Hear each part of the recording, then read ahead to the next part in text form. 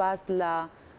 ئەو هێرش یاخود ئەو ئۆپەراسیۆنە ناکەن کە حکوومەتی تورکیا دەستی پێکردو بۆ سەر ڕۆژاوای کوردستان هەروەها بۆ باشووری کوردستانیش وتەبێژ یەکینەکانی پاراستنی گەلیە پەگە ڕایگەاندووە جموجۆڵی سوپای تورکیا و گروپە چەکدارەکانی هاوپەیمانی زیادیان کردو هەوڵ دەدەن هێرش بکەنە سەر ڕۆژاوای کوردستان و هەوڵێکیشیان هەیە بۆ دەستپێکردنی هێرشێکی گەورەی داگیرکاری ئاماژەی بۆش کردو ئەو هێرشە باتای پێشلکردنی ڕێکەوتنامی نێوان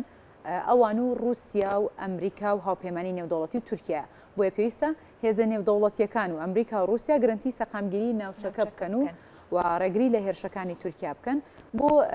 گفتوگۆی زیاتر لەسەرم بابەتە لە ڕۆژاوای کوردستان یاخود لە حەسەکەوە میوانجاری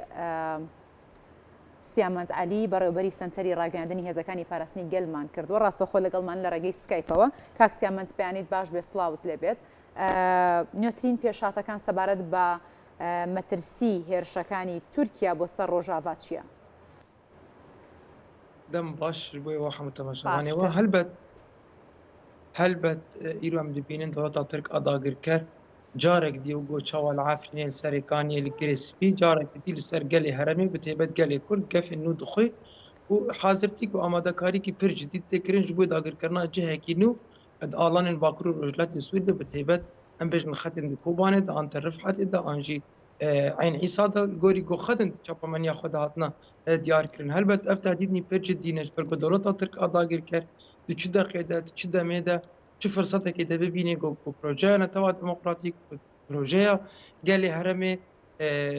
mafê gelê Kurd bi taybet li ku derê karê bin pêk bike helbet wê firsetê baş qezenc bike wê êrişê xwe pêk bînî servî esasî rastî jî ev êrişnî pir cidî ne li gorî amadekariyên gol ser erdê têne kirin li gorî hêzin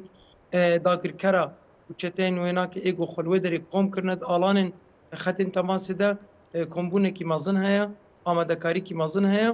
lê çi qas em milekî de jî bêjin ev hevpeymanên ku 2019 jî hatbûn çêkirin û hêzin garantor êgon ser erdê ne wek hêzin koalîsyona navnetewî li dijî Daişê herwa hêzin Rûsî gol li ser gelek cihên Rojavayê Kurdistanê xwe bicî kirine wek xetên damin wê derê xwe bicî dikin çi qas pelkên siyasî jî got nearî kar bin jî lê her ve tertim ew xetera ji milê dagirkeriya Tirk ve heye.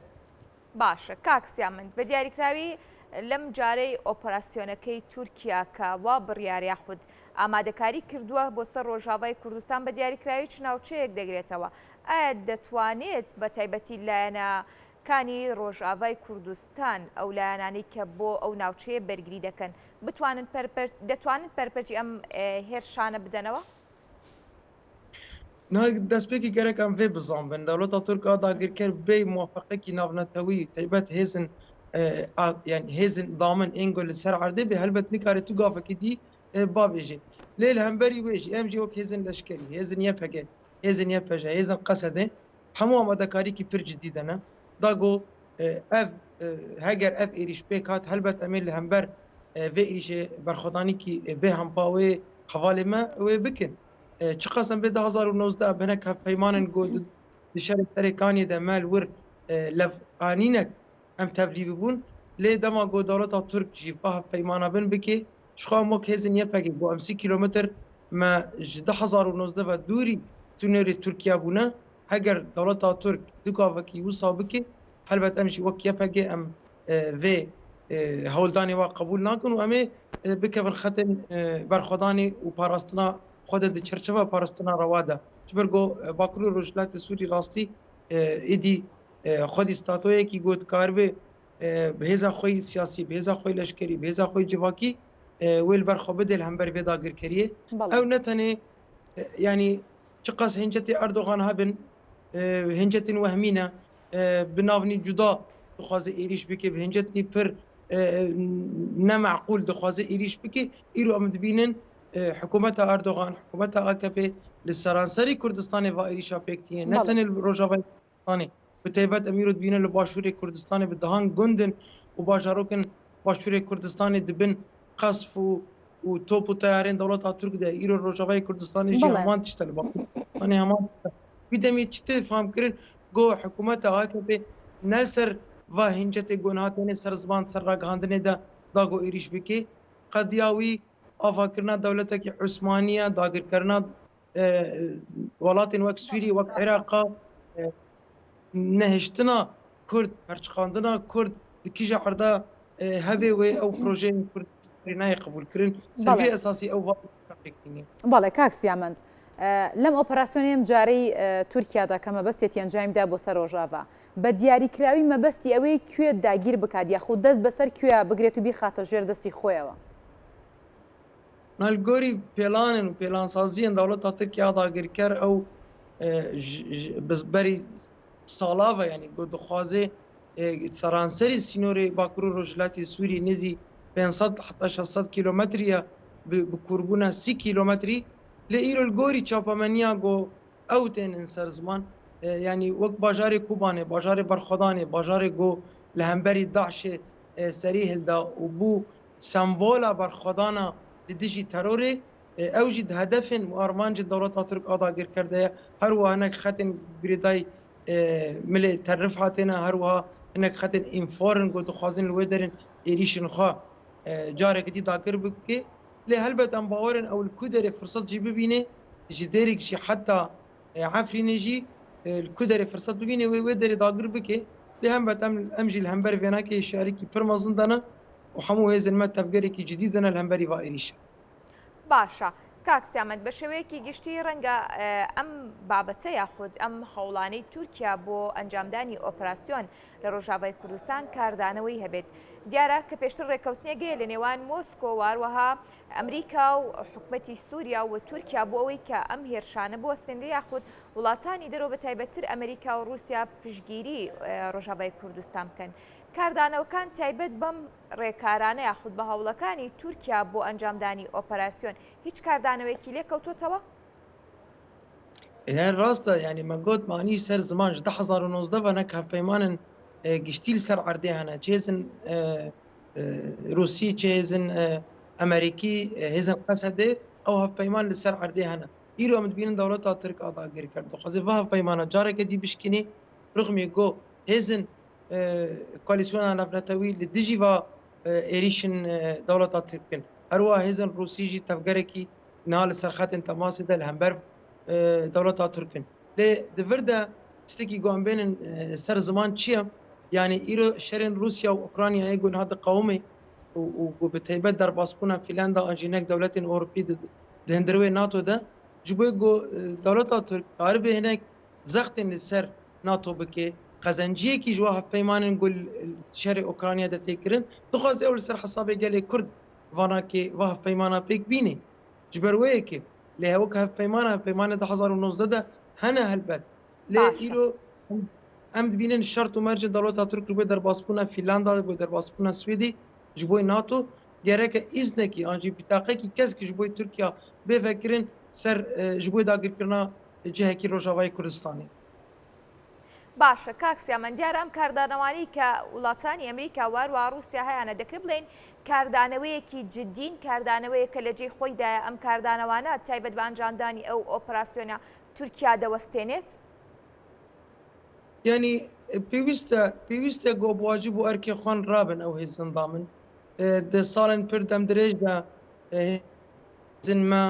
û hêzin hevkarek me re çêzin Amerîkî ne çêzin navnetewî êgo dindir wê koalîsyona navnetewî de dijî Daişê şer kirine me bi sala li hemberî li hemberî komekên terorê me bi hev re şer kiriye pêwîst e bi rengekî aktîvtir bi rengekî xurtir li hemberî va gef û va tehdîdên dewleta Tirk rastî bi wacibatê xwe rabin bi taybet em îro dibînin hêzin koalîsyona navnetewî hîn jî ev di nav şerekî tune hîn jî em li hemberî çeteyên Daişê şaneyên veşartî dihan tehdîdin ku têne kirin çê girîngtir jî yanî gerek îro ew mantiqa amin got bi nav dike ew cîkê bi ewle got dewleta Tirk bi nav dike bo hêlîna çêkirina terora wek Daişê Qaîde Ihrar Şam Ihrar Şerqî her wiha bi dihan komikin û fesailên ên got li wê de bi fikr û felsefeya Daş û Qaîda de tev digerin ez bawerim ew cî got bi navê ewlekar dikin navê emin dikin ew cîkî herî xetera hem ne tenê ji bo Rojavayê Kurdistanê em ji bo teve xetera tevahî kanserê rojdata navînê Ewropa û hêzin demokrat ên got برحدید کارن جیان بکن چیکی او صاحبه و ناوند پیشاندنا ترور تباهی جهانی سروی اساسی اف بانگا مبو yani پێویستە هێزن کامل هێزن ئاکتیو سەر عردێنە هەلوەستەوە لە هەمبەری دەوڵەتا تورک و گەفین و ناکەس پر زەڵات و خورتر ببوو. باشە کاکسیا من داواکاریەکان یاخود هەنگاوەکانی حکومەتی خۆبەڕێوەبەری سووریای دیموکرات بۆ پەنجدانەوەی ئەم هێرشانە یاخود ئەم ئامادەکاریانە چی بووە و تا چەندە داوای لە لایەنە پەیوەندیدارەکان و هاوکات لە ئەمریکا و رووسیا کردووە کە ڕێگە بەم هێرشە بگرن و هەوڵەکانیان چییە بۆ ئەوەی کە ئەم ئۆپراسیۆنەی تورکیا بۆ سەر ڕۆژاوای کوردستان ئەنجام نەدرێت. يعني هلبت شو خباتك هبك وام قاربن في شهر بدس تقاندن وقالن هرمي نكبي ناف اجريك ده هلبت امي حمو بابي خما اويت يعني چملي دبلوماسي ده چملي سياسي ده چملي دام قاندن الكواليسيون ابنا تبي بهزم اوروبي ده بهزم جيران رد وقت دولة العراقية يعني همان كل بازكي جواب بسكانن هلبت او بانجيما خبات ما وكافين جوهاتي كرن هنا فقط اگر دولت ترکی پشتی و همی هاودانا اگر بگی بریارکی ایریشه که لسر گله ما بگی هلبت ام د چرچوبه پاراستنا رواده وک هزن ما یفهگه ام هفیمان 2019 حمواجی دینن حالیه کی ام بخاطر گله ما ده ام بفرانی کی به همپال یه داگر کریه بکی تجربه کی درش بوی شروان ما هيا ما هناك استفادة تجربة خي كافن كرنا وك سرقانية وك عافية. أجر أفشر بقومي وشاركي نجري زبي أم ناهلن ولا قطر قضاء كار برنجة كي برهسان. دستريش دست كفتية قالي كرد وهرمي بكي سيرفي أساسي جي جارك دي بانكا من قناة ورا شبه حموه زند ديمقراط